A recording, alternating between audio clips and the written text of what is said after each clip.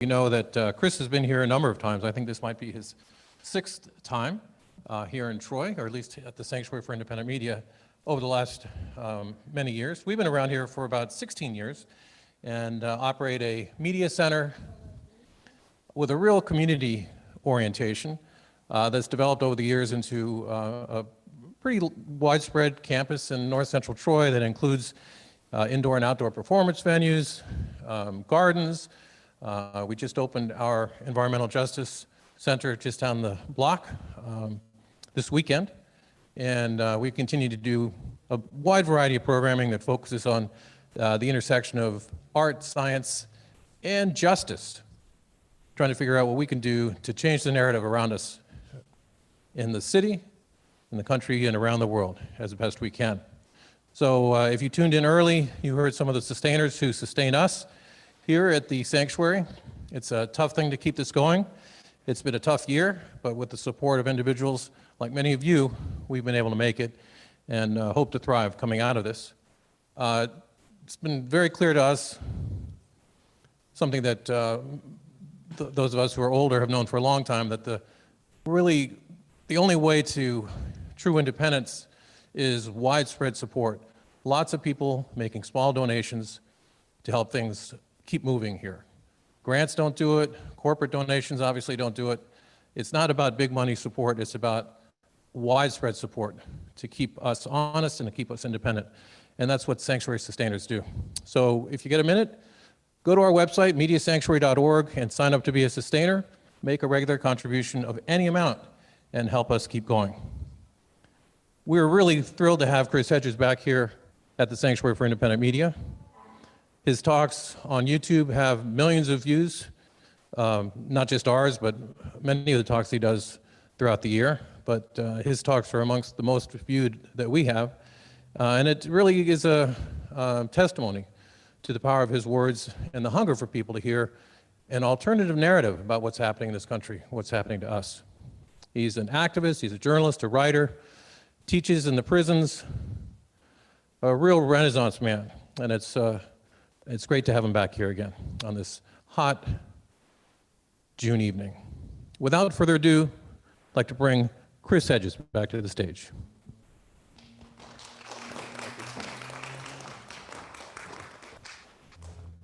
Thanks, Steve. I'm a huge supporter of Sanctuary. I think that it's the model for resistance. Resistance always comes from the ground up, and it always requires community, and it requires a multiplicity of fronts, whether that's food or media or education, all of which Sanctuary does. So I always am thrilled to come to Troy. I admire very much what Sanctuary does. So this talk is called American Sadism. Sadism defines nearly every cultural, social, and political experience in the United States.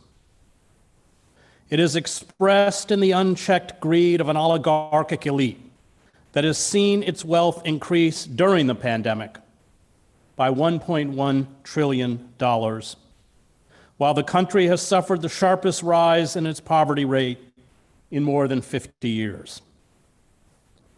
It is expressed in the wanton killings by police of unarmed citizens in cities such as Minneapolis.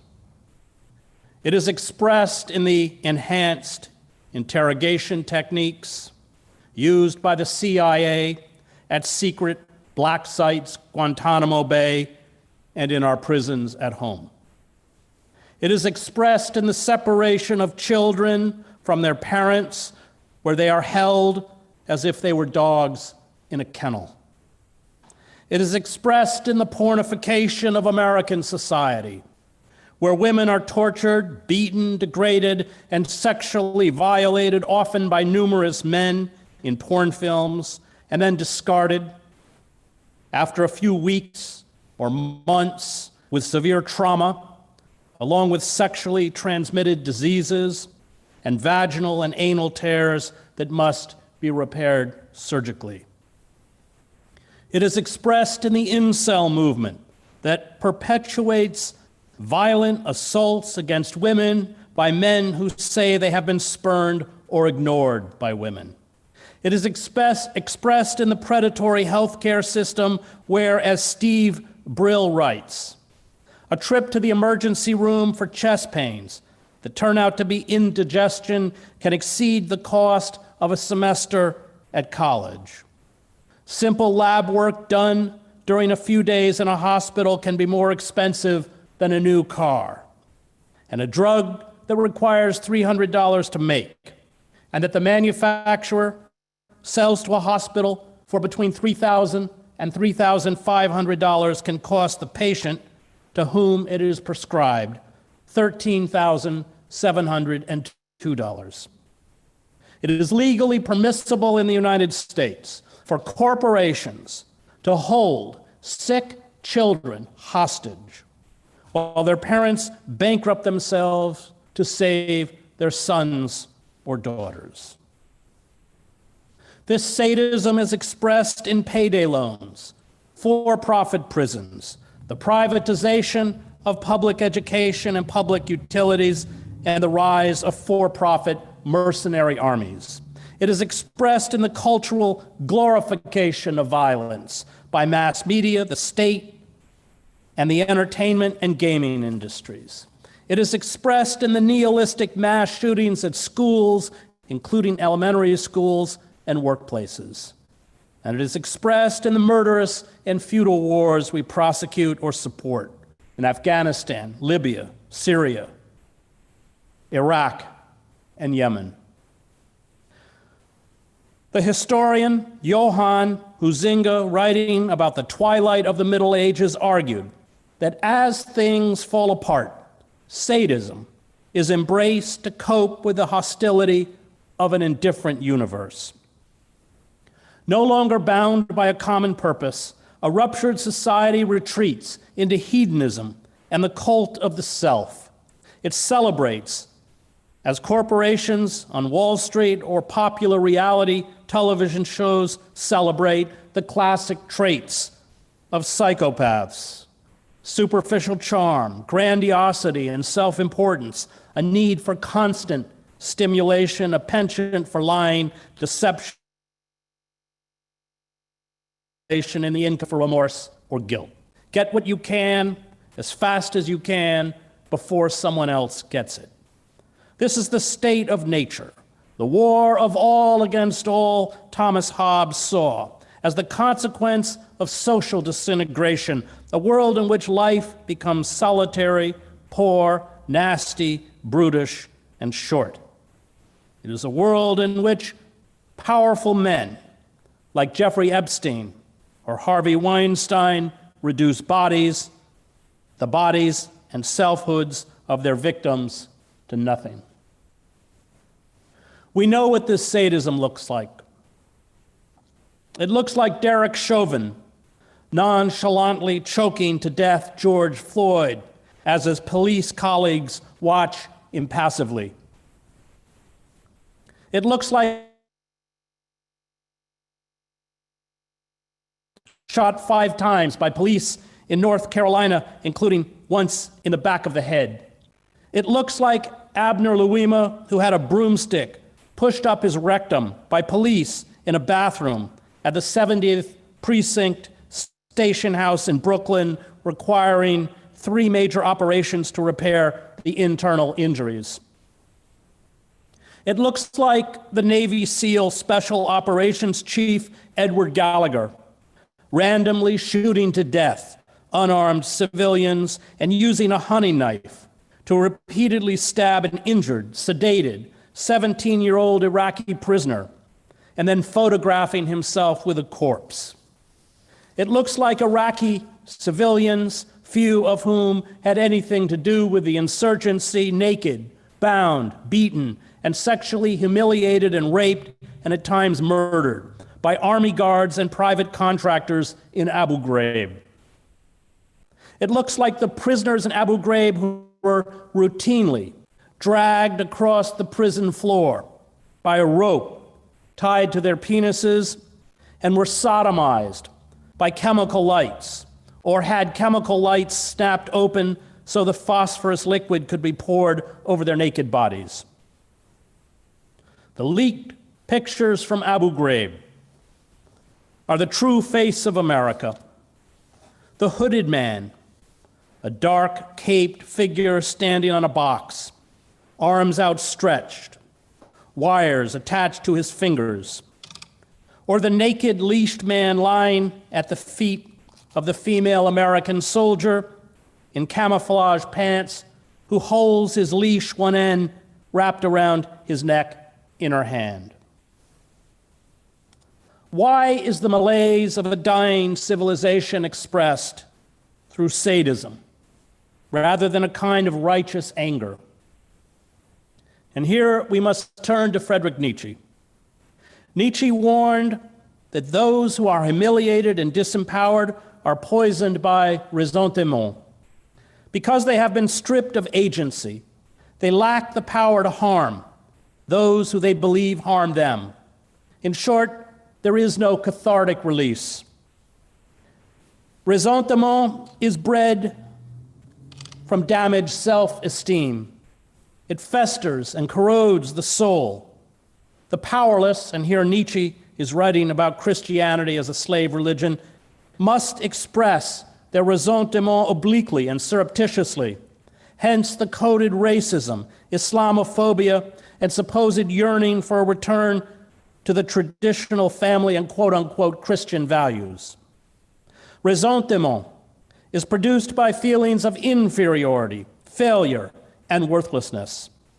And this ressentiment, fueled by self-loathing, expresses itself through sadism, what Nietzsche calls wrecking the will of those who are weaker or more vulnerable. Nietzsche understood that this wrecking the will of others imparts a perverted, sadistic pleasure. He writes in On the Genealogy of Morals that to see others suffer does one good, to make others suffer even more. Without cruelty, there is no festival, and in punishment, there is so much that is festive. The ressentiment in American society, the political scientist Wendy Brown writes, is born not only from feelings of powerlessness and worthlessness, but feelings of dethronement and lost entitlement. It explains what she calls the permanent politics of revenge, of attacking those blamed for dethronement, white maleness, those blamed for the dethronement of white maleness, feminists, multiculturalists, globalists, who both unseat and disdain them. For this reason, the rage cannot, as it could be in Christian theology, sublimated into self-abnegation and a call to love thy neighbor. There is, in short, nothing to mitigate or redirect this ressentiment. Its pure expression is nihilism and sadism. Trump embodied this dark ethic. Revenge is his sole philosophy of life. Those gripped by ressentiment are no longer able to create. They can only destroy. They gleefully ignite their own funeral pyre. Laws, institution, and bureaucratic structures are deformed to serve the interests of a tiny cabal, a rapacious elite, which enriches itself at the expense of everyone else. All are made to bow before the dictates of what Max Weber called the inanimate machine. The inanimate machine forces the vast majority into the mass, but it allows a selected few, willing to do its dirty work, to rise above the multitude. These privileged few are given the license and authority to carry out the acts of sadism that have become the primary forms of social control. These enforcers do this work vigorously, for their greatest fear is being pushed back into the mass. The more these foot soldiers for the elite insult, persecute, torture, humiliate, and kill, the more they seem to magically widen the divide between themselves and their victims. And this is why black police and corrections officers can be as cruel and sometimes crueler than their white counterparts. The sadism eradicates, at least momentarily, the sadist's feelings of worthlessness, vulnerability, and susceptibility to pain and death. It imparts feelings of omnipotence. It is pleasurable. I was beaten by Saudi military police and later by Saddam Hussein's secret police when I was taken prisoner in Basra shortly after the First Gulf War. Those who beat me enjoyed their work. I could see it on their faces.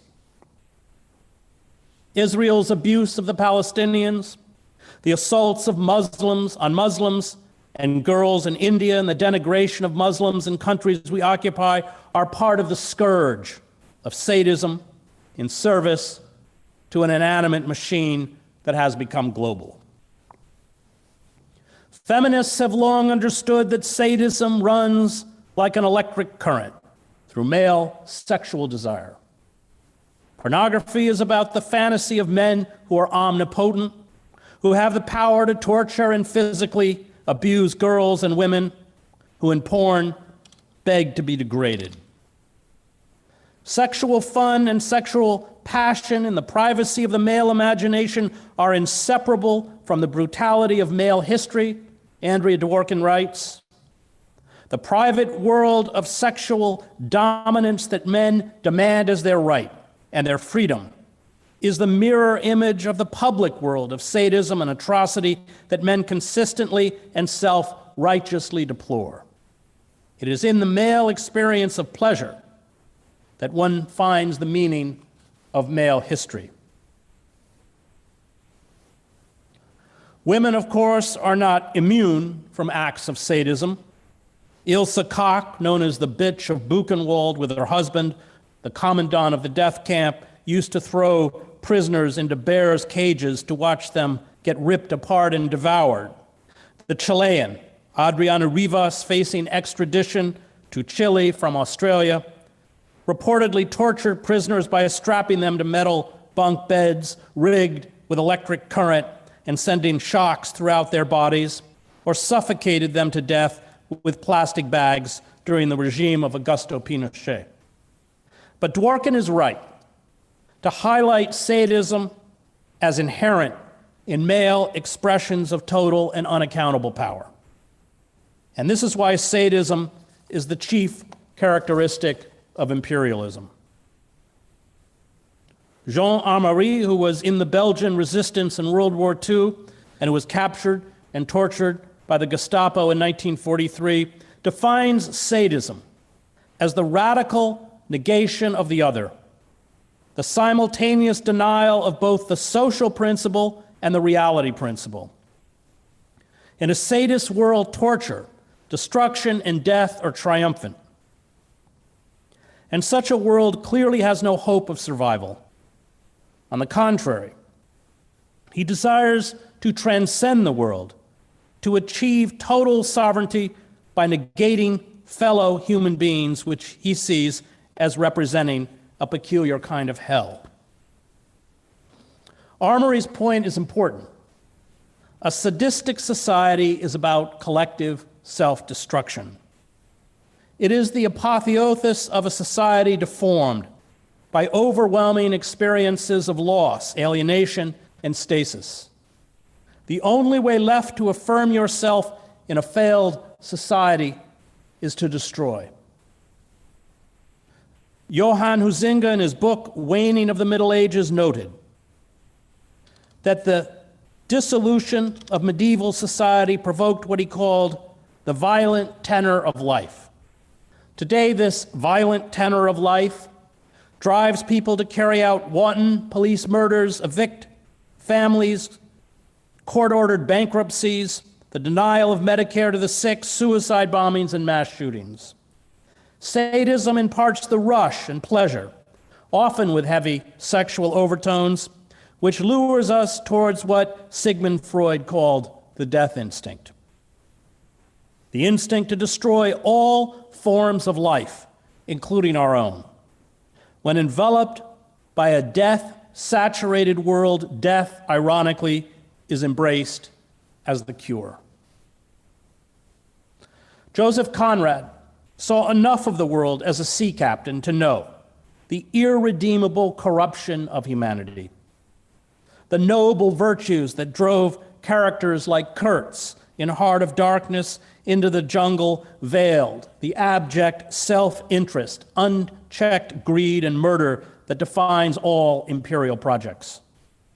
Conrad was in the Congo in the late 19th century when the Belgian monarch King Leopold, in the name of Western civilization and anti-slavery, was plundering the country. The Belgian occupation, which turned the Congo into a rubber plantation, resulted in the death by disease, starvation, and murder of some 10 million Congolese. In Conrad's short story, An Outpost of Progress, he writes of two white European traders, Collier and Kayerts, who are sent to a remote trading station in the Congo. The mission is endowed with a great moral purpose to export European civilization to Africa. But the boredom and lack of constraints swiftly turn the two men into savages. They trade slaves for ivory. They get into a feud over dwindling food supplies, and Kayerts shoots and kills his unarmed companion. They were two perfectly insignificant and incapable individuals, Conrad wrote, whose existence is only rendered possible through the high organization of civilized crowds. Few men realize that their life, the very essence of their character, their capabilities and their audacities, are only the expression of their belief in the safety of their surroundings. The courage, the composure, the confidence, the emotions and principles, every great and every insignificant thought belongs not to the individual, but to the crowd. To the crowd that believes blindly in the irresistible force of its institutions and its morals, in the power of its police and of its opinion.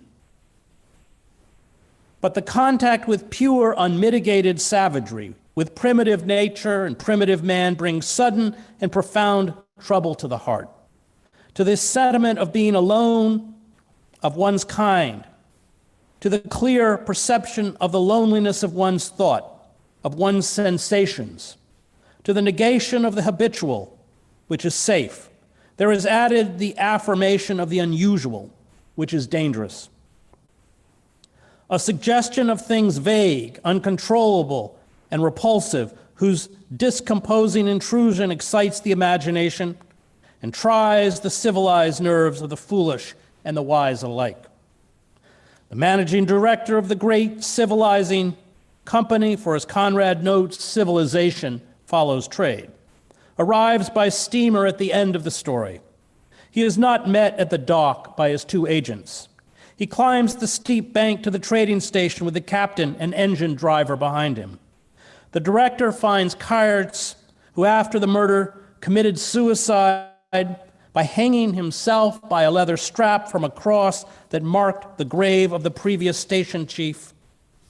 His toes are a couple inches above the ground, his arms hang stiffly down, and inadvertently, he was putting out a swollen tongue at the managing director.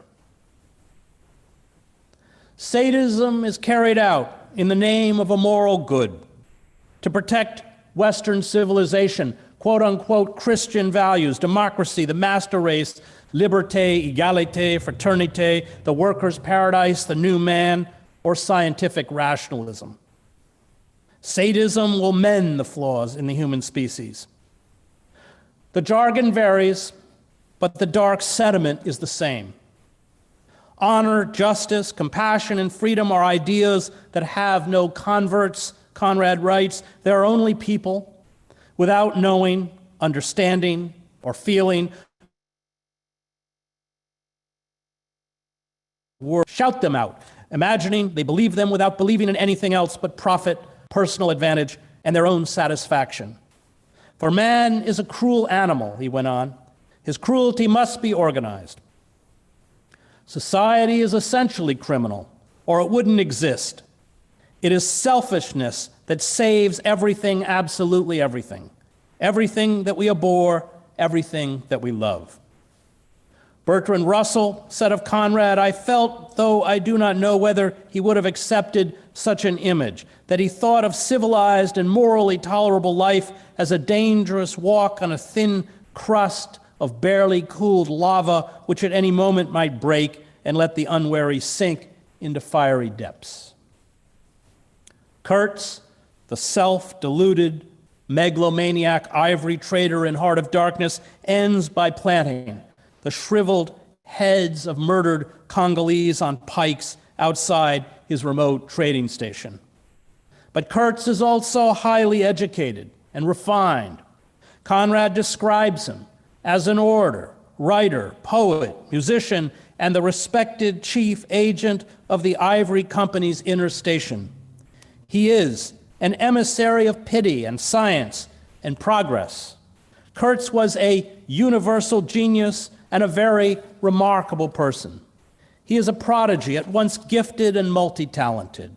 He went to Africa fired by noble ideals and virtues. He ended his life as a self-deluded tyrant who thought he was a god. His mother was half English, his father was half French. Conrad writes of Kurtz, "All Europe contributed to the making of Kurtz." And by the by, I learned that most appropriately, the International Society for the Suppression of Savage Customs had entrusted him with the making of a report for its future guidance. He began with the argument that we whites, from the point of development we had arrived at, must necessarily appear to them, the savages, in the nature of supernatural beings. We approach them with the might as of a deity, and so on and so on. By the simple exercise of our will, we can exert a power for good practically unbounded, etc., etc. From that point, he soared and took me with him. The peroration was magnificent, though difficult to remember, you know. It gave me the notion of an exotic immensity ruled by an august benevolence. It made me tingle with enthusiasm. This was the unbounded power of eloquence, of words, of burning, noble words. There were no practical hints to interrupt the magic current of phrases, unless a kind note at the foot of the last page, scrawled evidently much later in an unsteady hand, may be regarded as the exposition of a method. It was very simple, and at the end of the moving appeal to every altruistic sentiment, it blazed at you, luminous and terrifying, like a flash of lightning in a serene sky. Exterminate all the brutes. The violence and exploitation which has long defined imperial projects now defines existence at home. For empires, in the end, cannibalize themselves. The tyranny we long imposed on others, we now impose on ourselves. The dark pleasure derived from exploiting others is all that is left. As Nietzsche wrote in On the Genealogy of Morals, let's clarify the logic of this whole method of compensation. It is weird enough. The equivalency is given in this way. Instead of an advantage, making up directly for the harm, hence, instead of compensation in gold, land, possessions, or some sort of another, the creditor is given a kind of pleasure as repayment and compensation, the pleasure of being allowed to discharge his power on a powerless person without having to think about it. The delight in de faire le mal pour le plaisir de la mal, doing wrong for the pleasure of doing it. The enjoyment of violation. This enjoyment is more highly prized the lower and baser the debtor stands in the social order, and it can easily seem to the creditor a delicious mouthful, even a foretaste of higher rank. By means of the punishment of the debtor, the creditor participates in a right belonging to the masters. Finally, he himself for once comes to the lofty feeling of despising a being as someone below himself, as someone he is entitled to mistreat. or at least in the event that the real force of punishment, of inflicting punishment, has already been transferred to the authorities, the feeling of seeing the debtor despised and mistreated. The compensation thus consists of a permission for and right to cruelty. Social sadism and murder, as Frederick Engels noted in his 1945 book, The Conditions of the Working Class in England, is built into the capitalist system. The ruling elites, Engels writes, those who hold social and political control were well aware that the harsh working and living conditions during the Industrial Revolution doomed workers to an early and unnatural death. The formation of unions and socialism were in direct response to these malevolent. As Engels wrote, when one individual inflicts bodily injury upon another, such that death results, we call his deed murder. But when society places hundreds of proletarians in such a position that they inevitably meet a too early death and an unnatural death, one which is quite as much a death by violence as that by the sword or bullet, when it deprives thousands of the necessities of life, places them under conditions in which they cannot live, forces them through the strong arm of the law to remain in such conditions until that death ensues, which is the inevitable consequence, knows that these thousands of victims must perish, and yet permits these conditions to remain. Its deed is murder just as surely as the deed of the single individual. Disguised, malicious murder. Murder against which none can defend himself, which does not seem what it is, because no man sees the murderer, because the death of the victim seems a natural one, since the offense is more one of omission than of commission, but murder it remains. The ruling class devotes tremendous resources to mask this social sadism and murder. It controls the narrative in the press. It floods our screens with friendly, feel-good images and propaganda perfected by the public relations and advertising industries. These electronic hallucinations distract us from the limitations of our own lives. They obfuscate the fundamental nature of corporate capitalism. They attack our self-esteem and create an embarrassing self-consciousness about our appearance, social standing, and bodily functions. They falsify science and data, as the fossil fuel, animal agriculture, and tobacco industries have for decades. They create, as Guy Debord writes, the spectacular commodity society that is a seductive substitute to participatory democracy. This entrepreneurial tyranny reduces political choice to the sadistic prescriptions provided by corporate power. It creates a society where there is an absence of nearly all positive social and political constructs. Even social change, reduced to identity politics and multiculturalism, has been effectively emasculated by corporate propaganda. A sense of agency, personal power, and social status comes almost exclusively from, as Nietzsche foresaw, serving the sadistic machinery. Enron energy traders, in a dialogue that could have come from any large corporation, were caught on tape in 2000 discussing stealing from California, sticking it to Grandma Millie. Two traders, identified as Kevin and Bob, dismissed demands by California regulators for refunds because of the company's constant price gouging. So the rumor's true, Kevin says. They're effing taking all the money back from you guys. All this money you guys stole from those poor grandmothers in California. Yeah, Bob says, Grandma Millie, man.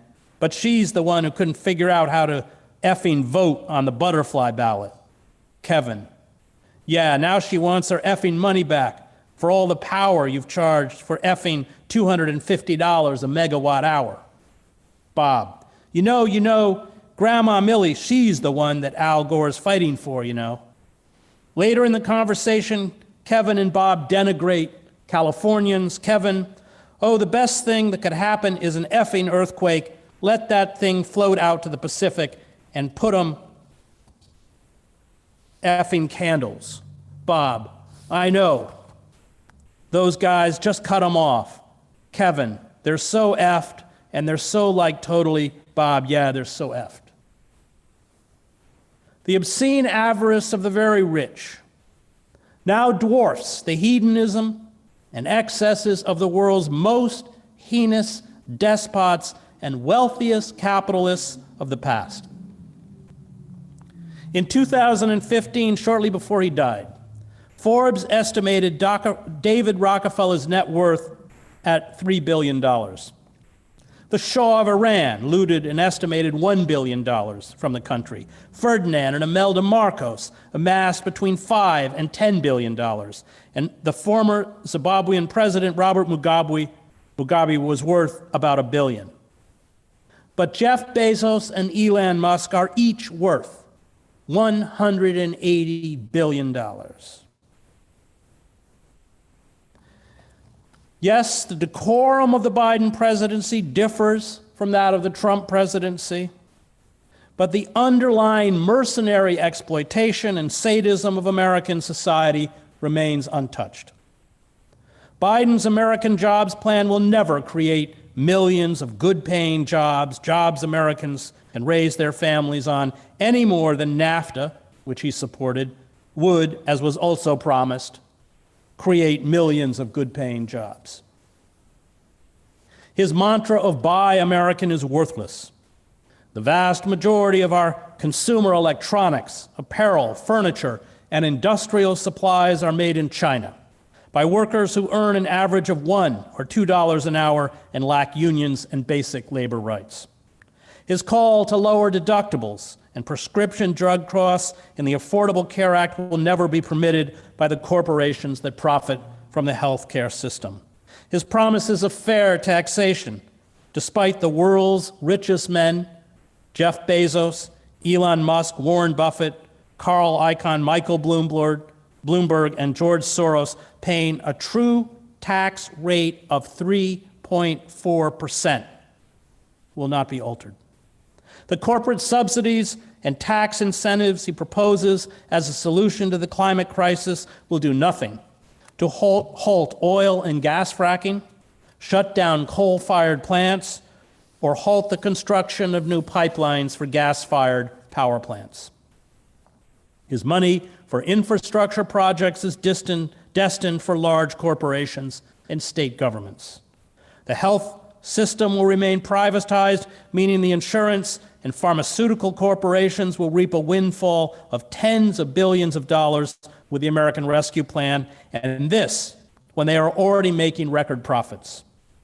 The profits the big banks, Wall Street, and the predatory global speculators make from the massive levels of debt peonage imposed on an underpaid working class, including those who owe student loans, will continue to funnel money upwards into the hands of a tiny oligarchic cabal. There will be no campaign finance reform to end our system of legalized bribery. The giant tech monopolies will remain intact. The censorship imposed by digital media platforms, the obliteration of our civil liberties, and the wholesale government surveillance will continue to be enforced. Biden's request for $715 billion for the Defense Department in fiscal year 2020, an $11.3 billion increase over 2021, will exacerbate the military provocations with China and Russia, the endless wars in the Middle East, and the bloated defense industry. The industries that were shipped overseas and the well-paying unionized jobs will not return. The 81 million Americans that struggle to meet basic household expenses, the 22 million that lack enough food, and the 11 million that can't make their next house payment are about to hit a wall as the meager benefits from the COVID relief bill runs out and the moratorium is lifted on evictions and foreclosures. The grinding machinery of predatory capitalism and the sadism that defines it will poison the society as mercilessly under Biden as it did when Trump was conducting his Twitter presidency. These so-called reforms have no more weight than those peddled by Bill Clinton and Barack Obama, who Biden slavishly served and who also promised social equality, while betraying working men and women. Biden is the epitome of the empty, amoral creature produced by our system of legalized bribery, those who built our culture of sadism. His long political career in Congress was defined by representing the interests of big business, especially the credit card companies based in Delaware. He was nicknamed Senator Credit Card. He has always glibly told the public what it wants to hear and then sold them out. He was a prominent promoter and architect of a generation of federal, quote-unquote, tough-on-crime laws that militarize the nation's police and more than double the population of the prison system, the world's largest, with harsh, mandatory sentencing guidelines and laws that put people in prison for life for nonviolent drug crimes, even as his son struggled with addiction. He was a principal author of the Patriot Act, and there has never been a weapons system or a war he did not support. Nothing substantial will change under Biden, despite the hyperventilating about him being the next FDR. The Biden administration resembles the ineffectual German government formed by Franz von Papen in 1932 that sought to recreate the Ancien regime, a utopian conservatism that ensured Germany's drift into fascism. Biden is bereft, like von Papen, of new ideas and programs. He will keep the machinery of repression well-oiled, a machinery he was instrumental throughout his political career in constructing. Those that will resist will be attacked as agents of a foreign power and censored, as many already are being censored through algorithms and deplatforming on social media. And the most ardent dissidents, such as Julian Assange, will be criminalized.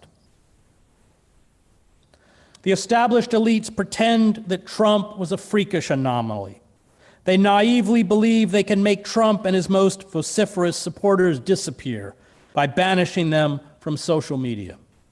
The Ancien regime will, they assert, return with the decorum of its imperial presidency, respect for procedural norms, elaborately choreographed elections, and fealty to neoliberal and imperial politics.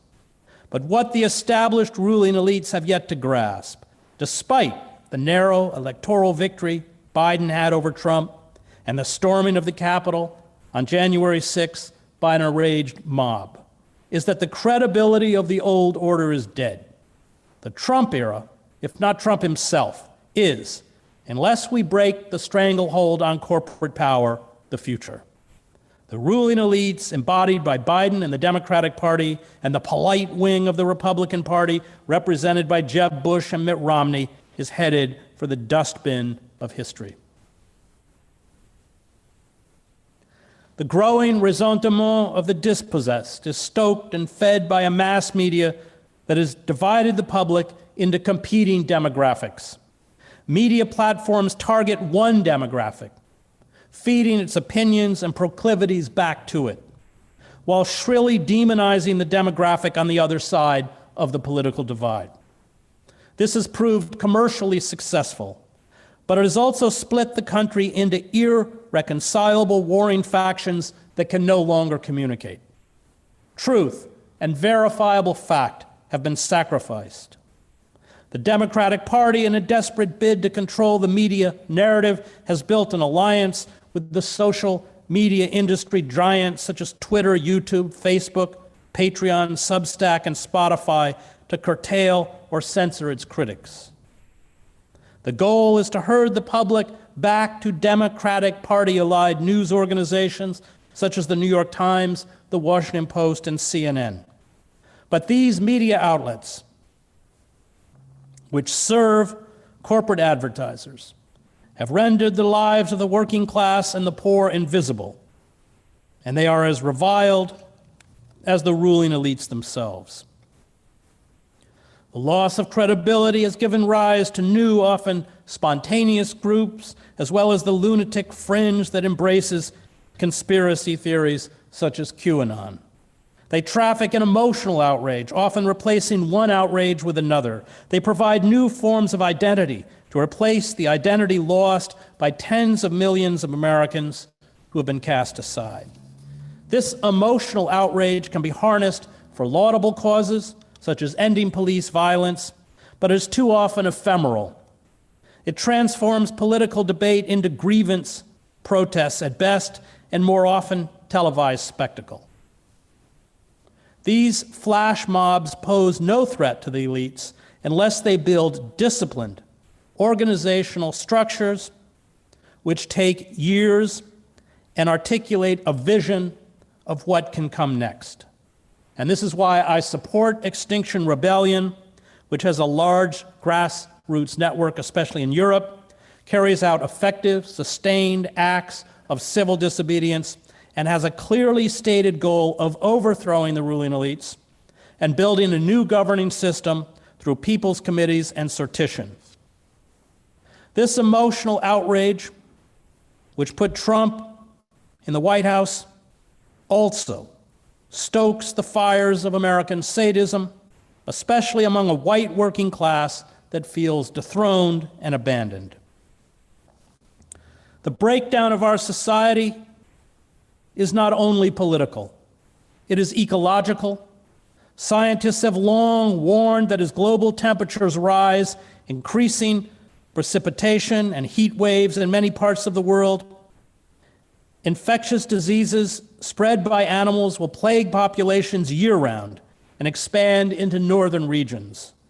Zoonotic diseases, diseases that jump from animals to humans, such as HIV/AIDS, which has killed approximately 36 million people, avian flu, swine flu, Ebola, and COVID-19, which has already killed some 4 million people, will ripple across the globe in ever more virulent strains, often mutating beyond our control. The misuse of antibiotics in the animal agriculture industry, which accounts for 80% of all antibiotic use, has produced strains of bacteria that are antibiotic resistant and fatal. A modern version of the Black Death, which in the 14th century killed between 75 and 200 million people, wiping out perhaps half of Europe's population, is probably inevitable as long as the pharmaceutical and medical industries are configured to make money rather than protect and save lives. Even with vaccines, we lack the national infrastructure to distribute them efficiently because profit supersedes health. And those in the global south are, as usual, abandoned, as if the diseases that kill them will never reach us. Israel's decision to distribute COVID-19 vaccines to as many as 19 countries while refusing to vaccinate the 5 million Palestinians living under its occupation is emblematic of the ruling elite's stunning myopia, not to mention immorality. What is taking place is not neglect. It is not ineptitude. It is not policy failure. It is social murder. It is murder because it is premeditated. It is murder because a conscious choice was made by the global ruling classes to extinguish life rather than protect it. It is murder because profit, despite the hard statistics, the growing climate disruptions, and the scientific modeling, is deemed more important than human survival. The global elites thrive in this system as long as they serve the dictates of what Lewis Mumford called the mega machine, the convergence of science, economy, technology, and political power united into an integrated, bureaucratic structure whose sole goal is to perpetuate itself. This structure, Mumford noted, is antithetical to life-enhancing values. But to challenge the mega machine, to name and condemn its death wish, is to be expelled from its inner sanctum. There are no doubt some within the mega machine who fear the future, who are appalled by the social murder, who worry what will happen to their children, but they do not want to lose their jobs and their social status to become pariahs. The U.S. military, which accounts for 38% of military spending worldwide, is, of course, incapable of combating the grave existential crisis before us. The fighter jets, satellites, aircraft carriers, fleets of warships, nuclear submarines, missiles, tanks, and vast arsenals of weaponry are useless against pandemics and a climate crisis. The war machine, which is spending $1.2 trillion to modernize our nuclear arsenal, does nothing to mitigate the human suffering caused by degraded environments that sicken and poison populations or make life unsustainable. Air pollution already kills an estimated 200,000 Americans a year, while children in decayed cities such as Flint, Michigan, are damaged for life with lead contamination from drinking water. And on top of all this, the U.S. military emitted 1.2 billion metric tons of carbon emissions between 2001 and 2017, twice the annual output of the nation's passenger vehicles. Future generations, if there are any, will look back at the current global ruling class as the most criminal in human history, willfully dooming billions of people to mass death. These crimes are being committed in front of us, and with few exceptions, we are being herded like sheep to the slaughter. The radical evil that makes this social murder possible is perpetrated by the colorless bureaucrats and technocrats churned out of business schools, law schools, management programs, and elite universities. Demonic non-entities. These systems managers carry out the incremental tasks that make the vast, complicated systems of exploitation and death work. They collect, store, and manipulate our personal data for digital monopolies and the security and surveillance state. They grease the wheels for ExxonMobil, BP, and Goldman Sachs. They write the laws passed by the bought and paid for political class. They pilot the aerial drones that terrorize the poor in Afghanistan, Iraq, Syria, and Pakistan. They profit from the endless wars. They are the corporate advertisers, public relations specialists, and television pundits that flood the airwaves with lies. They run the banks, they oversee the prisons, they issue the forms, they process the papers, they denied food stamps and medical coverage to some and unemployment benefits to others. They carry out the evictions, they enforce the laws and the regulations, they do not ask questions. They live in an intellectual vacuum, a world of stifling minutia. They are T.S. Eliot's hollow men, stuffed men, shape without form, shade without color, paralyzed force, gesture without motion. These systems managers made possible the genocides of the past. They kept the trains running. They filled out the paperwork. They seized the property and confiscated the bank accounts. They did the processing. They rationed the food. They administered the concentration camps and the gas chambers. They enforced the law. They did their jobs. These systems managers, uneducated in all but their tiny technical specialty, lack the language and moral autonomy to question the reigning assumptions or structures. The Russian novelist Vasily Grossman, in his book Forever Flowing, observed that the new state did not require holy apostles, fanatic, inspired builders, faithful, devout disciples. The new state did not even require servants, just clerks. This metaphysical ignorance, the product of an educational system that is primarily vocational, greases the cogs for the culture of sadism and social murder. We will not extract ourselves from predatory capitalism and its culture of sadism with meager government handouts.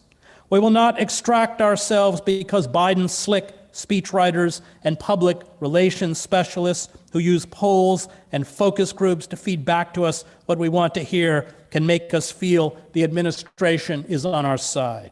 There is no goodwill in the Biden White House, the Congress, the courts, the media, which has become an echo chamber of the privileged classes or corporate boardrooms. They are the enemy. We will extract ourselves from this culture of sadism, the way the dispossessed extracted themselves from the stranglehold of crony capitalism during the Great Depression, by organizing, protesting, and disrupting the system until the ruling elites are forced to grant a measure of social and economic justice. The Bonus Army World War I veterans who had been denied pension payments set up huge encampments in Washington, which were violently dispersed by the Army. Neighborhood groups, many of them members of the Wobblies or the Communist Party, in the 1930s physically prevented sheriff departments from evicting families. In 1936 and 1937, the United Auto Workers carried out a sit-down strike inside factories that crippled General Motors, forcing the company to recognize the union, raise wages, and meet union demands for job protection and safe working conditions. Farmers, forced into bankruptcy and foreclosures by the big banks in Wall Street, founded the Farmers Holiday Association to protest the seizure of family farms. One of the reasons bank robbers such as John Dillinger, Bonnie and Clyde, and the Barker Gang were folk heroes. The farmers blocked roads and destroyed mountains of farm products, reducing supply and raising prices. The farmers, like unionized auto workers, endured widespread government surveillance and violent attacks from the FBI, company goons, hired gun thugs, militias, and sheriff's departments. But the militancy worked. The farmers forced the state to accept a de facto moratorium on farm foreclosures. Mass demonstrations outside state capitals at the same time pressured state legislatures to block the collection of overdue mortgage payments. Tenant farmers and sharecroppers in the South unionized. The Department of Labor called their collective action, quote, a miniature civil war, end quote. The unemployed and the hungry throughout the country squatted in vacant homes and on vacant land, forming shanty towns that were known as Hoovervilles. The destitute took over public buildings and public utilities. This constant pressure, not the goodwill of FDR, created the New Deal. He and his fellow oligarchs understood that if there was not reform, there would be revolution, something Roosevelt acknowledged in his private correspondence. It is not until people are reintegrated into society, not until corporate and oligarchic control over our educational, political, and media systems are removed, not until we recover the ethic of the common good, that we have any hope of rebuilding the positive social bonds that foster a healthy society. History has amply illustrated how this process works. It is a game of fear. And until we make the ruling elites afraid, until a terrified Joe Biden and the oligarchs he served look out on a sea of pitchforks, we will not blunt the culture of sadism and social murder they have engineered. Rebellion, however, must be its own justification. It is a moral imperative, not a practical one. It not only erodes, however imperceptibly, the structures of oppression, but it sustains the embers of empathy and compassion as well as justice within us that defy the sadism that colors every layer of our existence. In short, it keeps us human. Rebellion must be embraced finally, not only for what it will achieve, but for what it will allow us to become. And in that becoming, we find hope. Thank you.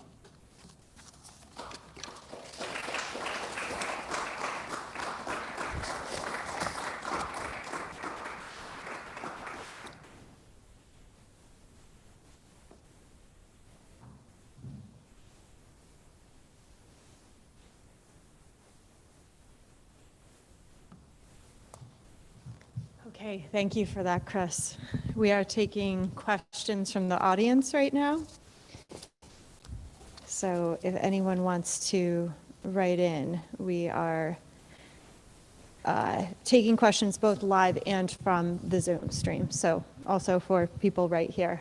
I'm so used to prepping everyone for Zoom, but if any of you have questions, I can come up with the microphone.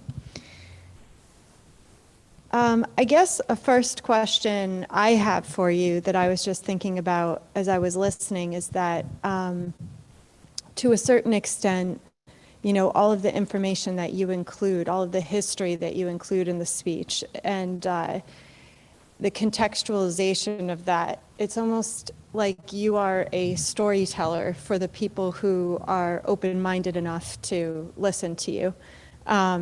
In some ways, like if you're the type of person who reads and listens to Chris Hedges, then there's this openness, and in some ways you're framing history for us and contextualizing the current social and political moment.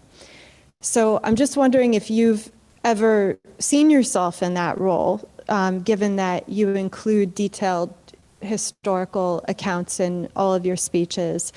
I don't know if you've ever considered yourself a storyteller, but also maybe talking about the weirdness of that for you in terms of also knowing that beyond that circle of people who would be open to the vision of Chris Hedges, there's this whole other world that you are unpacking.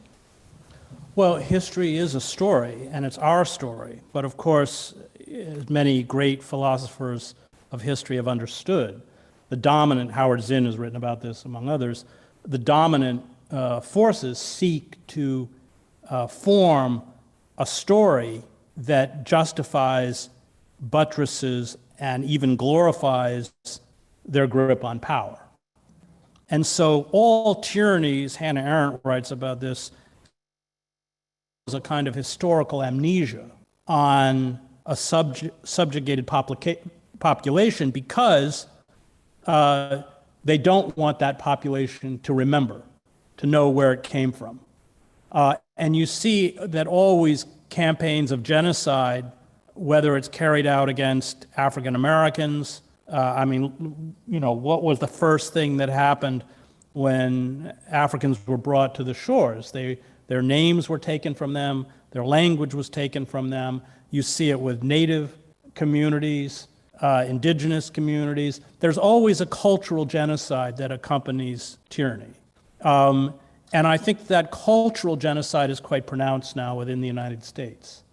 I think that we don't know where we came from. I'm not talking about the official narrative of great white men like FDR who saved us, which is just factually incorrect. It's all of those forces that forced the ruling elites to respond. They will always take credit for it. I mean, I didn't see the film Lincoln, but I didn't watch it because I read that Frederick Douglass doesn't make an appearance in the film Lincoln. How can you write about emancipation and not write about or not acknowledge that it was figures like Douglass who pushed Lincoln and the ruling elites to end slavery? Remember, Lincoln was not an abolitionist. The abolitionists were outliers, people that they dismissed as utopians. And yet by the end of the war, everything the abolitionists called for came to pass, which was the complete eradication of slavery. So I think that keeping ourselves grounded in our own history is absolutely fundamental. I mean, one of the things you read Emma Goldman, and they're working 12 hours a day in sweatshops in the Lower East Side, but then they're going to radical Yiddish study groups in the evening. And one of the things we've lost with the union movement, and we forget, is that there was a huge component of education within the union movement. And that's done by design. The design is to sever ourselves from our own history. I taught a people's history of the United States in a prison in New Jersey. The room was filled with mostly poor, I think completely poor black men. And Zinn, who's very cognizant of the African American experience from the start of the Republic all the way through, was telling their stories, Sojourner Truth and Frederick Douglass's Fourth of July speech and Malcolm X, etc. And they were riveted. In fact, I would be giving these talks from the book and I would hear them go, damn, we've been lied to. And they have been lied to. And that's by design. So part of control, Gramsci writes about this, is essentially keeping an oppressed population ignorant of their own history. But now, under corporate oppression, I think that we don't know how we got here. I mean, American society was created as a closed system which disenfranchised large numbers of people, landless, blacks, Native Americans, women. It created the Electoral College. It used to be that senators were appointed. It was all done to thwart, they were quite open about it, by slaveholding white aristocrats to thwart popular democracy. And every advance that we made, as in Chronicles, and often paid for by blood. We had the bloodiest labor wars in the industrialized world. Hundreds of American workers were murdered. Hundreds. Tens of thousands were blacklisted. Was paid for, whether it was the civil rights movement, the suffragists. There was a high cost that was paid to open up that society. And after the Vietnam War and the rise of not just the anti-war movement, but the feminist movement, indigenous movements, the civil rights movement, the ruling elites, as Samuel Huntington wrote, wanted to respond to what he called the excess of democracy, and they've quite effectively now carried out a corporate coup d'etat. And part of that is making sure we don't remember where we came from and how we got here and who it was that opened up our society for us. Thank you for all of that. Thinking about a lot of things now, but we have some questions coming in. Once again, you giving us the kind of you are here on the map, you know. But thank you for addressing the fact that corporate culture is purposefully obfuscating all this stuff. This family wrote in, I removed my kids from their public school. I look back on my public school civics and history as simple white supremacy myth. Women and people of color play no role. My daughter said in her school they spent 1 day on American Indians and 2 days on the buffalo. James Baldwin said we can take our kids off their buses. We can take them out of their schools. What can you suggest, or what can someone as well educated as you suggest about education? Well, public education in America was once perhaps the crown jewel of American democracy. And it has been assaulted and destroyed through a variety of mechanisms. So you have in depressed communities failing schools by design, because schools are paid for by property taxes, and because the ruling elites feel that people in poor communities only need to learn numerical literacy to work at low-end, low-wage jobs. That's all they need. And so that's all they get. And then you go to universities like Princeton, and I've taught at Princeton, and there you get people who also are integrated vocationally into the system as the dominant systems managers. The largest major at Princeton and at Harvard is computer science. So it's all vocational. The humanities are under complete assault because, and the ruling elites understand, and they're not wrong in this, that the humanities, when they're taught correctly, are subversive. They are meant to teach you how to think, not what to think. They are meant to give you the language to question reigning assumptions. And so even in major universities, all of the humanities are withering away at major universities like Princeton or Harvard, but then at state universities, they do that by flooding departments or demanding that departments raise corporate money, not only for their research, but often for their salaries. And then those that teach the humanities, 70+% are now adjuncts who make $4,000 a course. That's barely above the poverty line if they teach 4 courses a semester. And they have no protection. They don't get tenure. These are non-tenure track positions. They don't have a union. And so they have to be very careful about what they say, or they're pushed out. So I look at the broad assault at every level within American education as one of the most destructive forces to American democracy. And it doesn't matter whether it's at Princeton or in a public school in Troy, New York. I know you teach in a public school, and I think teachers I think it's one of the most heroic professions we have in our society. But the pressure, and of course a lot of it, if you go to schools that are funneling kids into college, it's all, the course curriculum is all predetermined by largely for-profit entities. So that's not an accident. They understand very well what they're doing. And I think that's been one of the major contributors to the breakdown of American democracy. This person has 2 questions. Their name is Jaw Red. The first one is, what do you make of America's growing tensions with China? Well, I mean, the problem with a military is that devours such significant amount of resources. They need to justify themselves. And they do that by creating conflicts, whether one needs to be created or not. So for instance, Reagan had promised Gorbachev that NATO would not expand beyond Germany's borders. NATO has now expanded all through Eastern Europe up to Russia's borders. Why?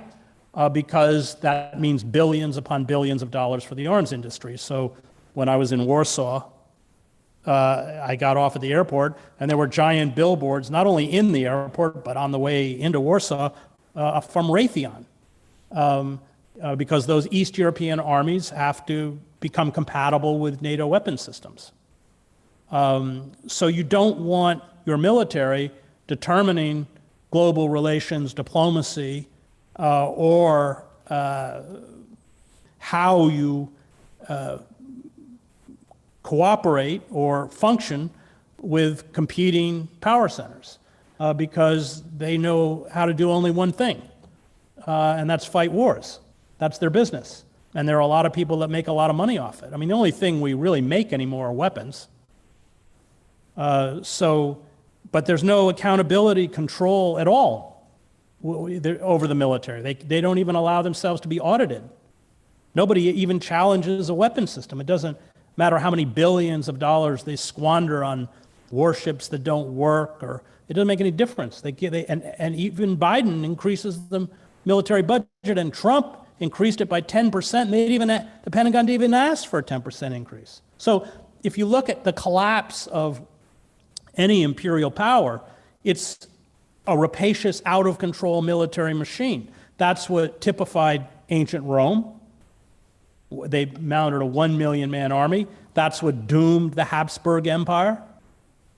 That's what doomed the Kaiser and the German Empire. It's what doomed most of the monarchies of Europe. Because that military apparatus seized complete control and was no longer able to be contained. And that's where we are. So that's why. It's a business. It's a good business. It doesn't make any sense. It's extremely dangerous. Just, the expansion of NATO alone is extremely dangerous. I mean, we have, I think it's, 170 bases of some kind. I can't remember the full number. I mean, but what we should also note is that there is a huge move on the part of major powers like China, Russia, and others to sever themselves from the dollar as the reserve currency. And we also know, because it happened to the pound sterling in the 50s to Britain, that when the dollar is no longer the world's reserves currency, the American economy goes into free fall. The dollar is worth about a third of its value, imports become prohibitive, and the extension of empire can no longer be maintained. Now, Alfred McCoy, the historian, has written quite a bit about this. He actually puts a date when he thinks that's going to happen. I think that's pretty dangerous. But we're certainly moving in that direction. And all you have to do is look at what happened in the 50s when the world's reserve currency shifted from the pound sterling to the dollar and the devastation it caused in the British economy. And that, I think McCoy is right, will be the final kind of nail in the coffin of the American empire. Okay. Well, this is also by the same person who asked that question, Jared Tolbert, and they ask, also, I've heard you say Trump was too incompetent to stage a successful coup, yet his conspirators came within hundreds of seconds of taking a member of Congress hostage, presumably in an attempt to use them as a bargaining chip to overturn election results. Seeing how not very much is being done about this, shouldn't everyone who is complicit in making January 6th happen be feeling pretty good about themselves at this moment? I don't think the word insurrection or coup is correct. I've actually lived through various coups and insurrections. First of all, they weren't armed. What did they do? They got inside the chambers and were taking selfies of themselves in Mike Pence's chair. There didn't appear to be spontaneous. It didn't appear to have any real plan. They would have been easily surrounded by military forces. They didn't have weapons by which they could, and even if they did, they wouldn't have been able to survive a siege. They didn't have any support within the military. I think that they were an enraged mob. I think they certainly would have loved to have grabbed Nancy Pelosi. I don't in any way disagree that certain members of Congress were in real physical danger, but it struck me as a mob, not as a coup. I lived through coups in Latin America. Those things are coordinated, well planned in advance, and they have military muscle behind them. This person writes in, their name is Thursday Next, and maybe you can interpret what they're asking, but they say, can you speak to infrastructure with respect to toxic masculinity or sadism? I'm not sure how they're using the word infrastructure. Social infrastructure, maybe? Not sure. Infrastructure with respect to toxic masculinity. I mean, I would say toxic masculinity is cultural. Pornography is, exhibit A. The lust for violence, the fetishizing weapons, which is very much a part of American culture. The notion that masculinity is about the power to completely dominate or eradicate the other. This is fed to us by Hollywood. It's fed to us on video games. It's just ubiquitous, frankly. And that hyper-masculinity is an element always, of course, of sadism, of a sadistic culture. There are writers I think pretty prescient writers of fascism who argue that fascism in and itself has no coherent ideology, but is just driven by an emotionally driven celebration of hypermasculinity. But we certainly, our society is infused with a very dangerous hypermasculinity, which is really about shutting off empathy, compassion, the ability to nurture, to care. All of these qualities are defined, as quote-unquote feminine, and therefore denigrated, and certainly denigrated within mass media. This question is from Terry Rankin. Could you speak more, Chris, to the failure of the church in America to be on the front lines of these proliferating and intensifying existential threats and, frankly, spiritual warfare? Yeah, we're talking about the liberal church, which I come out of. My father was a Presbyterian minister. My mother was a seminary graduate and a college professor, and I graduated from Harvard Divinity School, and I don't broadcast it, but I'm actually an ordained Presbyterian minister. The church completely checked out. It did it two ways.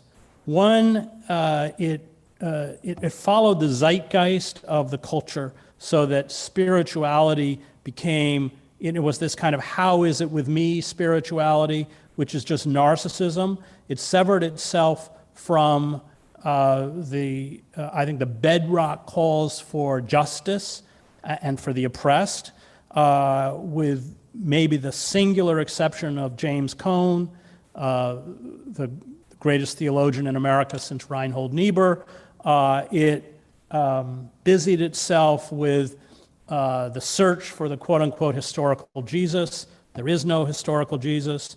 I read all these theological texts, and in every time period, historians, we used to read a theologian called Rudolf Bultmann, who was an existentialist, and of course made Jesus an existentialist. Albert Schweitzer actually wrote a good book on this around 1906, where he looked at all of these movements. So you see it with these people who are obsessed with the Gnostic Gospels. It's about creating a belief system in your own image. But the liberal church became like the liberal class. And I wrote a book called Death of the Liberal Class, and the church rendered itself irrelevant because it became incredibly inward. It was focused inward. It was focused on itself, and it forgot that as Martin Buber says, that in the end, it's not about us, it's about our neighbor. It forgot. I was just thinking again, do you ever think, just zooming out as far, I don't even know what this point would be, but as far as you can go as a human in zooming out on our situation here on planet Earth, I was just thinking about death of the liberal class and the corruption of all of these liberal institutions, the church, school, press, culture itself, politics, that's the one, the Democratic Party. And,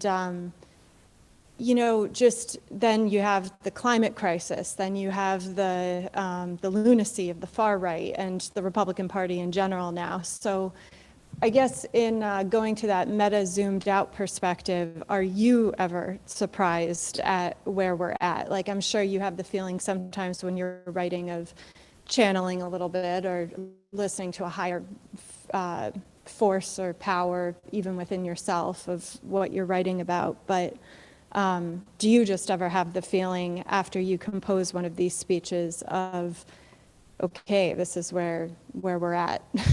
I'm not surprised. I'm just depressed.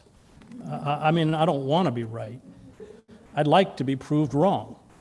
But I think in the end, my training is as a newspaper reporter.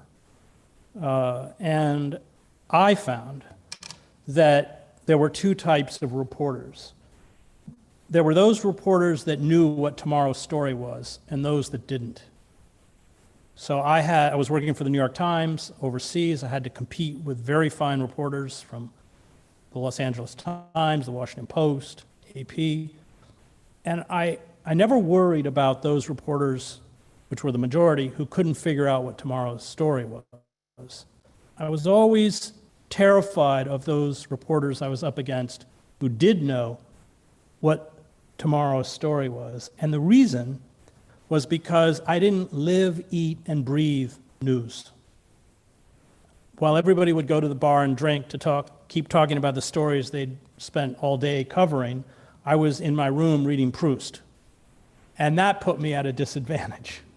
So I think that it is that ability for whether it's intuitive, it may be partly intuitive. I think a lot of it has to do with understanding human nature and how human nature works, understanding systems of power and how they work.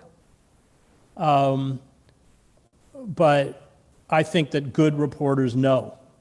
And I certainly had that quality. And so, no, I'm not surprised. But I'm not happy about being proven right. Well, thank you. Andrea B. writes in, it seems there's two energies in the world. Evil is never going to go away. It's a constant energy. Is evil fear? Or is it much more than that? Is it greed, power, hunger, and how can fear be kept in check? No, evil is not fear. Fear let's go to war. In societies at war, first of all, fear is utterly pervasive. It's one of the reasons why you can't replicate the reality of war in a film, in images, because you've extracted from those who are watching it the predominant feeling, which is fear, along with the sounds and the smells and everything else. And the chaos. The other thing about combat is that it's utter confusion. You only know what's happening around you, a tiny perimeter around you.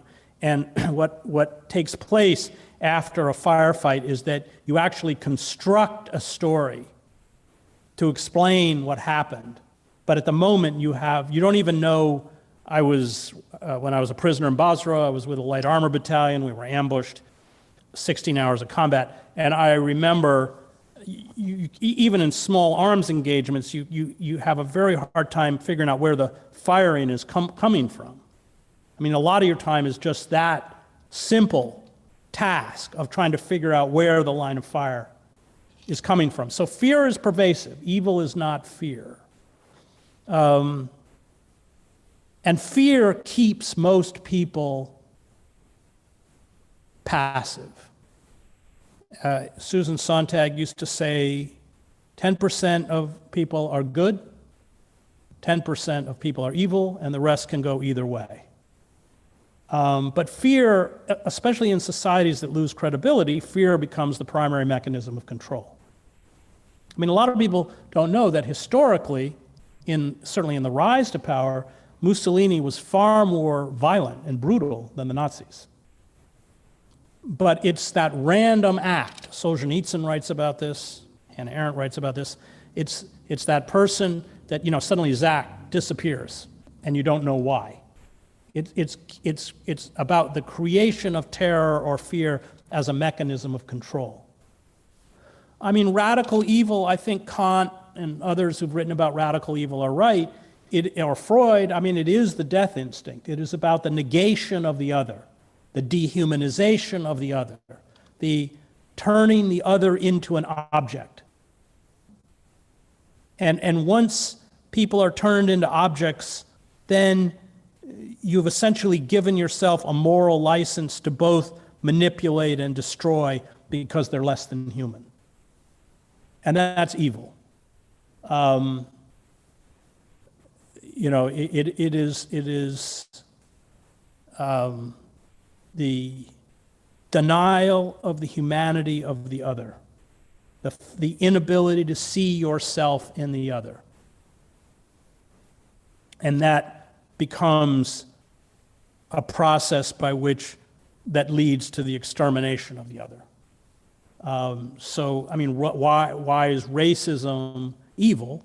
Because racism is about denying the humanity of the other, and then the consequences of that are, unchecked, lethal violence by militarized police, lynching, the long litany of crimes that have been committed against African Americans in this country. I guess that's evil. Yeah, and the way that language is always used to achieve that. It always is the precursor to the destruction of the other. You have to demonize the other. And once the other is demonized as a contaminant within the society, it's a very short step towards their physical eradication. This will be my last question because I don't want to hog it, but I think it'll be a good segue into the next question here, which is just with what you were just saying about objectification of an other, or even all life itself. I mean, I think even what we do to animals, and then the breakdown of the value of life there. In some ways, with corporate capitalism, it's almost like you have an inverse, it's like a photographic negative of, in other words, if the corporate state is about objectification, then you could see why in terms of your analysis and all the different aspects of life that you pull in, why all of these systems are failing. Because if, the corporation is the top of the hegemonic pyramid here, then the corporate MO is essentially about objectification. Completely, it's a machine because we're all commodities. Yeah. We're commodities. Yeah. To exhaust, to exploit until exhaustion or collapse. That's it. And that ethos has now just permeated the entire society. Yeah, so in the case of that, this person writes in the Bull Moose is their online name. It says, do you think it would ever be possible, as our society is currently organized, or given these contexts, to organize a movement powerful enough to actually make the ruling class fear and force them to respond? Yes, that was done in the 1960s, which is why the ruling classes made war on everything the 60s built. Starting with Ralph Nader, who I'm close to. I was Ralph Nader's speechwriter when he was running for president. Yes, they saw those movements and they were terrified. I mean, look at the Occupy movement, which Zach was very involved in, and Zuccotti. The Occupy movement terrified the elites, which is why there was a coordinated effort led by Barack Obama to physically eradicate all the Occupy movements. That's why the state expended tremendous resources in terms of infiltrating it and monitoring it. And yet, when history is written, what the demands of the Occupy movement were not particularly radical. They were just, not only were they reasonable, but they actually articulated what most of the country wants. I think that was a terrible mistake on the part of the ruling elites. So yes, we can, and you don't actually need a huge, you need a percentage of people willing to go out into the street, but we're talking 1% to 3%. I remember talking to Jesse Jackson about marches in Birmingham, and I made a comment about the courage of the hundreds of civil rights activists who were willing to, and he started laughing. He said, hundreds? He said, there's a couple dozen. Whether it was the freedom rides, whether it was the people standing up to Bull Connor's dogs, they weren't large in number, but they didn't back down. And they became, through their physical courage, our moral conscience.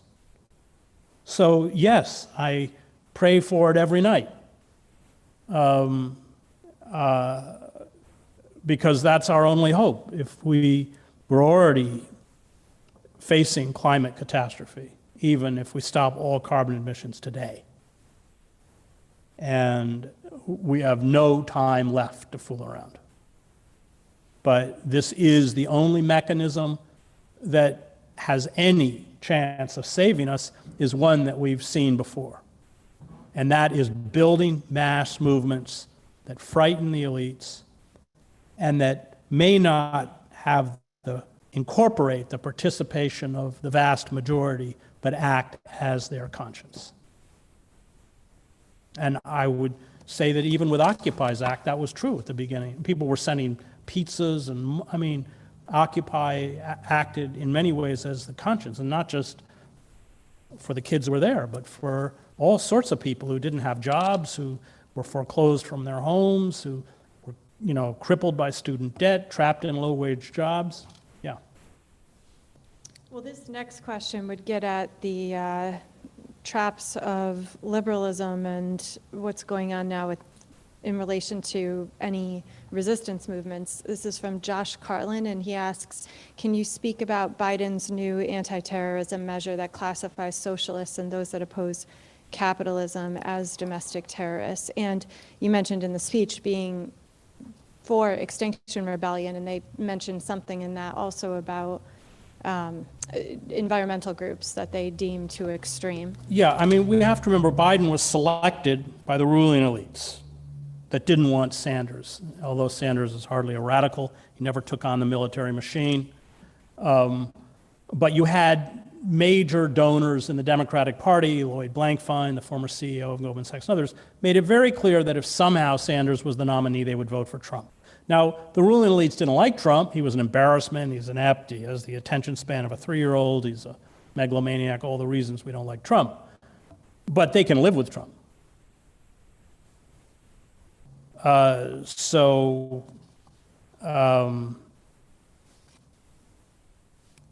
What was the question again? I'm sorry. Well, just in terms of just any of your feelings about the fact that Biden did do this new... Well, Biden, yeah. So Biden was selected because he would be a trusted custodian of the systems of power. I mean, that's why he was picked. And not only that, his entire political career is an illustration of that.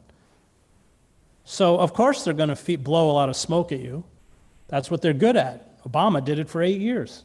Obama's assault on civil liberties were worse than those carried out by George W. Bush.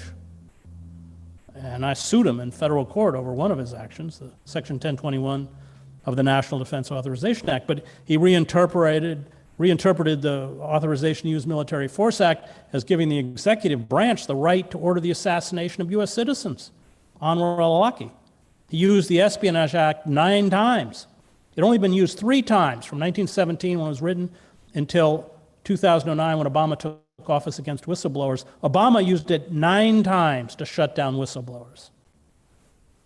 So, and Biden was part of this, an integral part of this process. I mean, go back and read Biden's stuff on the war on crime in the 90s. It's blood-curdling. I mean, it's really appalling. He brags about increasing federal death penalty crimes to 51. I think they'd been 2 or 3 before. He brags about it. It was all this super predator rhetoric. It was, I teach in a prison, and half of my students would not be in that prison but for Clinton and Biden. And I can't, I just walk out of there. The numbers of lives that Biden is responsible for destroying in this country alone, and the families that he devastated. He should never be forgiven for that. But, whether it's Israel, these people are very skilled at manipulating the message, but you've got to look at what they do and shut down the message. And the person who tipped me off on Obama was Dennis Kucinich, who gave me Obama's voting record, 2-year voting record in the Senate. He said, you got to read it. There is just not a corporate giveaway that this guy didn't support. He even supported the death penalty. And then Dennis said, when he went to baseball games in Cleveland, I'm imitating Dennis, the ushers would go up and down the aisles saying, get your scorecard, get your scorecard. That's like the numbers for all the players. That's all you look at. Everything else is a mirage. And that's what you got to do with Biden. But, most people don't look. Most people are passive consumers of information, and almost all information is corporate garbage. This person writes in, Shannon, have you been following what Governor DeSantis is doing in Florida, putting forward legislation that would require universities to survey students and professors to determine their political ideology, which would allow him to cut funding for schools who are too, quote, liberal-leaning? Do you think competent fascists like him are likely to win in 2024 since Biden is failing? I think that without the kinds of radical reforms that can reintegrate significant segments of the American population back into the system, to reknit the social bonds that have been broken, Biden's legacy will be the rise of a competent fascism. That would probably not be embodied in Trump. I don't know. Mike Pompeo, who knows? We may not know the name yet. Tom Cotton. I mean, we were saved by Trump's incompetence and ineptitude. But Trump was responding to a phenomena. He didn't create it. Trump was the symptom, not the disease. And if we don't address the disease, then what's left of our very anemic democracy will be extinguished. And I fear that Biden's legacy will be like von Papen, to try and reach back to recreate a neoliberal ancien regime embodied in figures like Clinton, Bush, Obama, that across the political spectrum people aren't buying. Your thoughts on solutions journalism and how it may factor into all of this? That was from Bernice Green. Well, I mean, let's just drop the word solutions. Journalism is a dying phenomenon. You see it in the consolidation of corporate control of newsrooms, the massive layoffs. You see it in the algorithms that marginalize writers such as myself on the internet. So when the contents of Hunter Biden's laptop are published by the New York Post is locked out of its own Twitter account. The walls are closing in on those of us who confront corporate and imperial power. I mean, I was once about as mainstream as you could get. And this kind of critique is totally unpalatable now, even on the margins of the internet. And that's not conjecture, because I was at Truthdig with Bob Scheer, and the publisher tried to fire Scheer. We went on strike. She fired all of us. But right before then, the IT people did a graph on terms of impressions. So that means that impressions are like if you went to Google and you typed in imperialism, and I had typed in an article about imperialism recently, it would come up with everything else. So the algorithms mean that I don't come up. And so there was a decline in terms of referrals by impressions over a 12-month period that dropped from over 700,000 to below 200,000, or probably even below that now. So, and that's why I have a show on RT, because I can't, this kind of critique is not palatable on MSNBC or anywhere else. It's the same reason I used, when I covered Czechoslovakia, if I wanted to listen to Václav Havel, I had to listen to Voice of America. And Havel was a socialist, he didn't support American imperialism, but it was the only platform that he had. So I worry about, the corrosion of journalism. I think that the large mainstream media organizations have just become cheerleaders for one side or the other. We know that from a Pew poll. 94% of the people who watch MSNBC identify as registered Democrats, 91% who subscribe to the New York Times, 87% who listen to NPR, and on Fox, it's the opposite. But this is what I saw in the former Yugoslavia. The media system breaks down, and you no longer have a common vocabulary based on verifiable fact by which people can communicate, and that led to fratricide. And that's what's happening. Now, it's very profitable. This is a profit model. It's a commercial model, but it's very dangerous, both for journalism and for our democracy.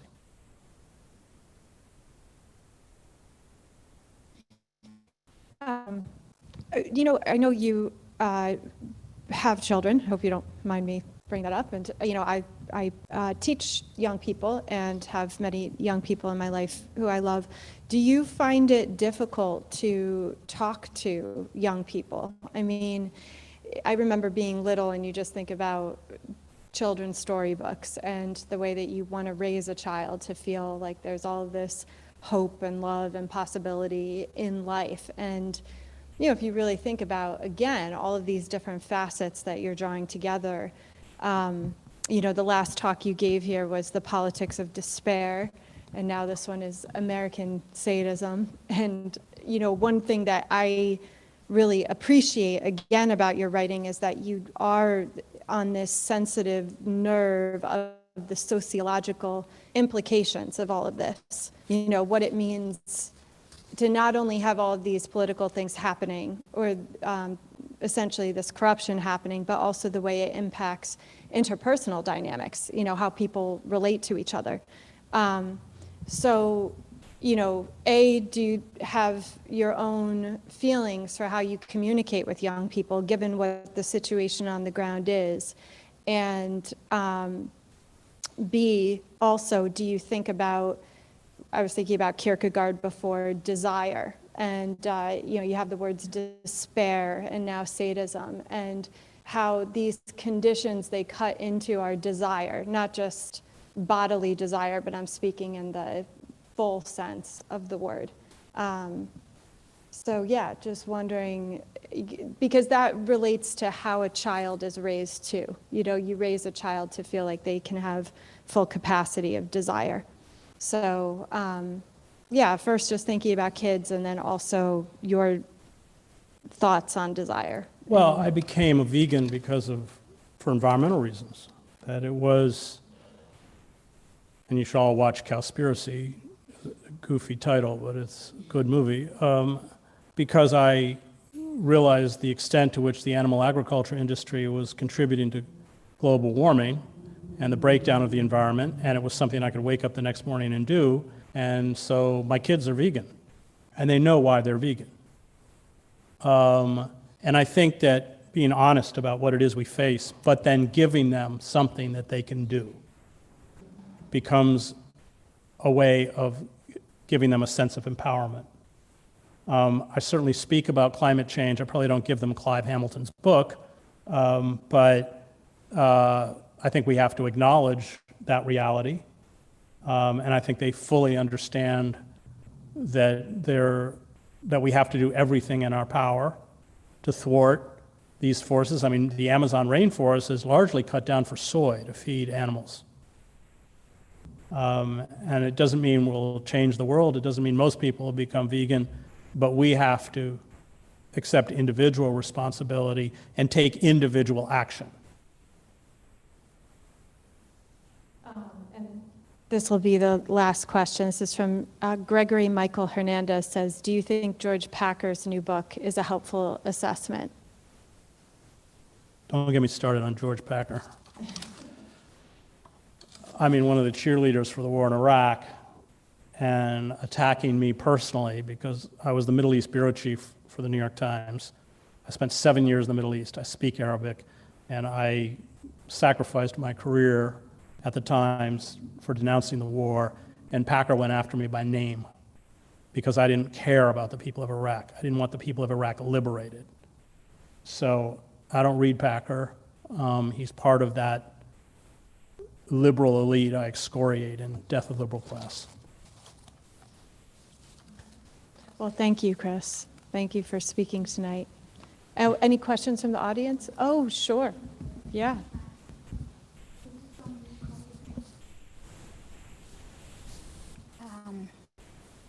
So this question is from Dee Collins. She couldn't make it. Is it possible to go into public office and do it differently, or are politicians pressured to fall in line? Well, they're either pressured to fall in line, and AOC has fallen in line, or they're gotten rid of, the way Dennis Kucinich was gotten rid of when the Democratic machine in Ohio did redistricting so that he wouldn't get reelected to the House. I think that there should be, I mean, I've voted for the Green Party since 2000. I don't vote for Democrats, but change won't come through electoral politics. It will come off the street. And it's good to have third-party candidates that articulate positions we care about, but we're not going to affect the system through elections. I mean, I vote. I mean, that great quote from Emma Goldman, if voting was that effective, it would be illegal. It's just not that effective. What's effective is building, as we saw in the 60s, anti-war movements, women's movements, environmental movements. That's what's effective. And keeping politicians in check, making them afraid. And so we almost have to start from scratch because all of our popular movements have been decimated by design.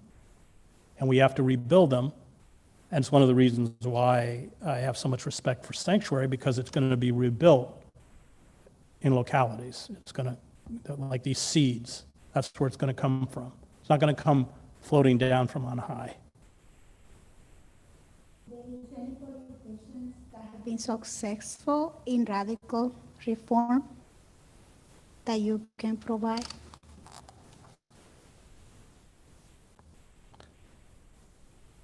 I mean, there are socialists. I mean, you knew, we talked before about Peña Gomez, who I admired. I mean, they're there, but the forces arrayed against them, as you know, are fierce.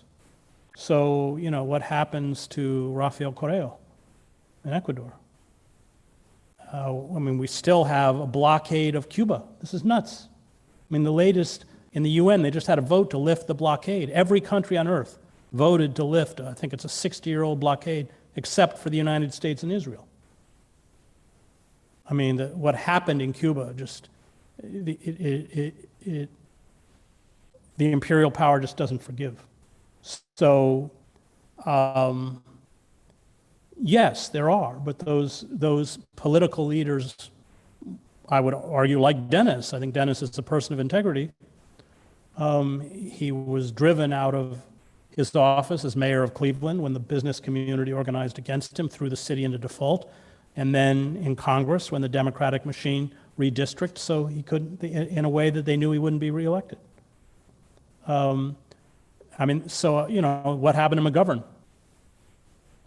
McGovern gets the nomination in 72, and you have the hierarchy of the Republican and the Democratic parties uniting to destroy McGovern. Henry Wallace, 1948, the same. We're not going anywhere without movements. And it's not that there aren't political figures out there who are honest. It's just that without those movements, they're powerless. Thank you.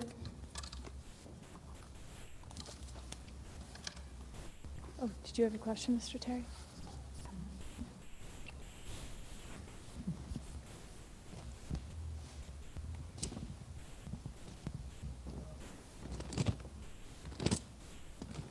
Yeah, you mentioned things that the Biden administration wouldn't do or couldn't do or wouldn't do. What I want to ask is there anything at this point that we should endorse that the administration is doing?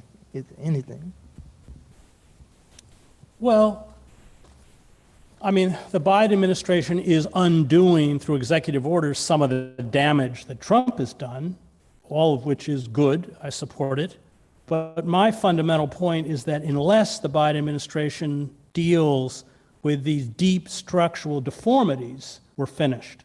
And they're not doing that. I mean, Biden campaigned on a stimulus check for every American family of $2,000. That vanished. Biden campaigned on $15 minimum wage. That vanished. Biden campaigned on the public option. That vanished. That's not new for the Democratic Party. But if we don't begin to build those structural reforms to mitigate the deep inequities within the society, then Biden's legacy will be a competent fascist. How do you feel about the question of voter suppression? Well, voter suppression is the tool the Republican Party has embraced to essentially one of the tools that they've embraced to take control in the next election. And given how narrow the elections are, and given the fact that I think many people are going to be frustrated with the Biden administration, we may see the first defeat may be flipping the House, which I think now many people predict that the Republicans, which are clearly an anti-democratic party, but they're both corporate parties. They define their differences over cultural issues. They don't fight over the defense budget. The Democrats aren't promising to end wholesale government surveillance.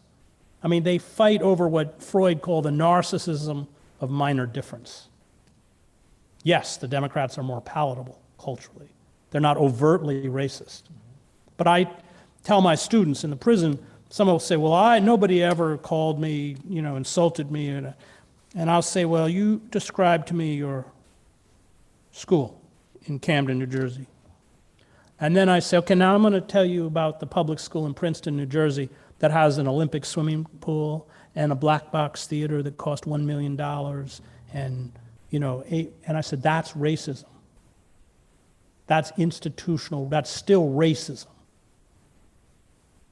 And those are the kinds of things that have to be dealt with, and Biden's not dealing with it. Speaking of racism, this is the last question. Do you consider racism as a technique of sadism? Yes, And of if course so, what do you think we could do to stop the continuing divide in the freedom movement that's pushing for democracy for all people? Well, I mean, part of the problem is that the stories of the working poor and even the working class are invisible in the media landscape because commercial advertisers don't make money from them, so the media doesn't report them. So if huge segments of your population have been rendered invisible, essentially they've been neutered in terms of not only having a voice, but being able to build empathy for their experience. And that contributes, especially with the siloing of demographics into competing media centers, that makes it almost impossible to counter. I mean, racism is about stereotyping. It's totally fictional, but it is about creating a racial stereotype. And that is broken by actually knowing people who are confined within that stereotype, because when you really know them, then of course you realize that the stereotype is ridiculous. But we're living in a society where, especially in the media landscape, and I would say in terms of the economic landscape. So, societies are segregated. I live in New Jersey. It's one of the most segregated states in America. I live in Princeton. Are there black people in Princeton? Yeah, there are. They teach in Princeton. But Camden is 94%, 94, 96% people of color. It's the poorest city per capita in the United States, but you don't even drive through it on the way to Philly because they built an overpass, so you drive over it. So people don't ever see it. And that's a fundamental contributor to racism. Great. Thank you very much. Thank you. Thanks, Chris.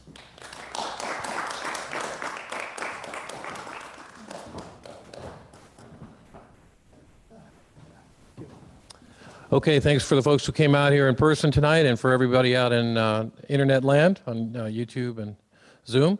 Really want to thank Chris for his courage and vision, making his 6th trip up the Hudson River Valley, the heart of darkness, to come and speak to us and share your perspective on human events. I can't thank the folks who are here tonight enough for coming out, especially the folks who are doing the production. It's really been amazing, and we know you have lots of other things to do on this hot evening, but we appreciate you all. And we appreciate the people who sustain the sanctuary by becoming sanctuary sustainers. For those of you who are not familiar with us, go to our website, mediasanctuary.org, and if you like what we do, help us do it. Become a sanctuary sustainer. Thanks very much. Keep in touch. We'll see you soon.